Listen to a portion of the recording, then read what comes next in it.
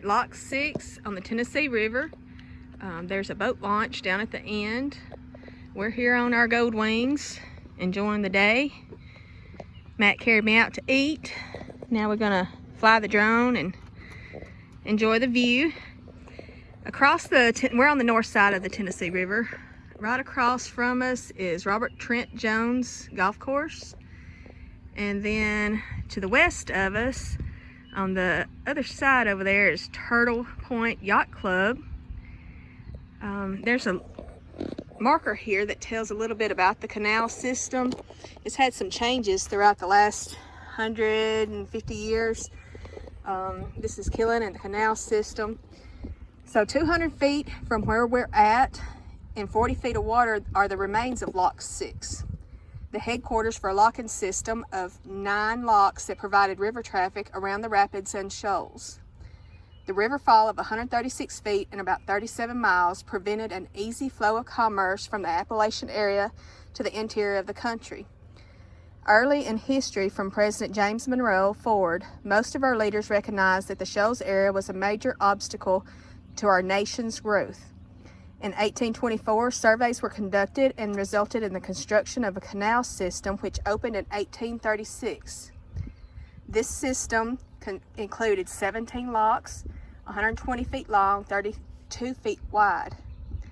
Rains and floods washed debris into the canals, and the control of the inflowing creeks into the system and the lack of maintenance funds forced the canal to close in 1838. After the Civil War, beginning in 1875, additional surveys of the shoals area were conducted to determine the possibility of another canal. The Army Corps of Engineers was in charge of the new canal. Most of the stones for the construction came from the Brooks Plantation, now Brooks Acres and Brooks Saddlebrook. The new canal was widened and the locks were reduced to 9, with Lock 6 at the headquarters site. That's where we're at now. There were numerous engineers in charge of the Muscle Shoals Canal. Among them was Lieutenant G.W. Goethals, later known for building the Panama Canal. The canal ran for 14.5 miles from Lock 1 near Rogersville to Lock 9 near Florence. The 9 locks had a lift total of 85 feet. An aqueduct 900 feet long and 60 feet wide was built above Shoal Creek. The canal opened on November the 10th, 1890. The headquarters of Lock 6 had a significant impact on the development and growth of Killen. Many of the workers and suppliers lived in the Killen area. The headquarters area featured fine 2-story homes, a post office, a store, and about 40 other assorted buildings. The locks were equipped with a telephone and a railroad. The locomotive number 5 is still underwater today. The improvements of the new canal were helpful but not totally satisfactory. Fortunately, during the 28 years from 1890 to 1918, the canal operation technological developments were made to use the river for production of electricity. The drop in elevation of the Tennessee River now became an asset.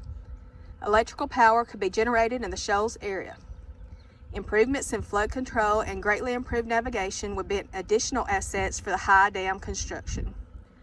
The Wilson Dam was built, and by 1924, the entire canal system was flooded by the lake created by the dam's backwater.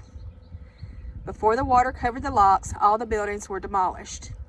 Lumber from the dismantled buildings was used in some of the houses built in Killen in the early 1920s. From the era of the canal, all that remains are the drill marks on the rock cliffs along the north side of the river. When there's a dry year and the water elevation is low, tops of a few of the canal walls can be seen. Those who built the canal and heritage they left for us will be remembered and appreciated.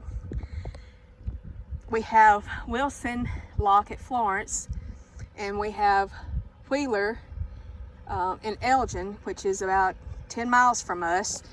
And they both provide power for a lot of people in the area and above. And we have a map here. This is an old map. I was trying to look at it to see if I could recognize anything. And Lock 1 is at First Creek.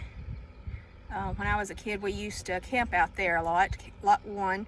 Lock 2 is at Second Creek. Lock 3 is at Blue Water.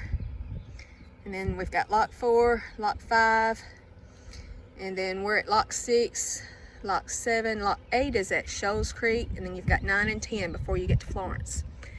So we have a lot of history here. If you are in the area, go check out our locks. I used to work for the Corps of Engineers at Wilson Lock, and it was a very interesting thing to see what travels on these waters. You see a little bit of everything.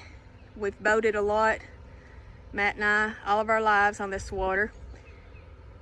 Come out and check out all the scenery, the water, the fishing, the golfing, whatever you want in North Alabama. So when you come into lock 6, your boat launch will be here on the right. I have 2 slips where you can put your boat in and a pier.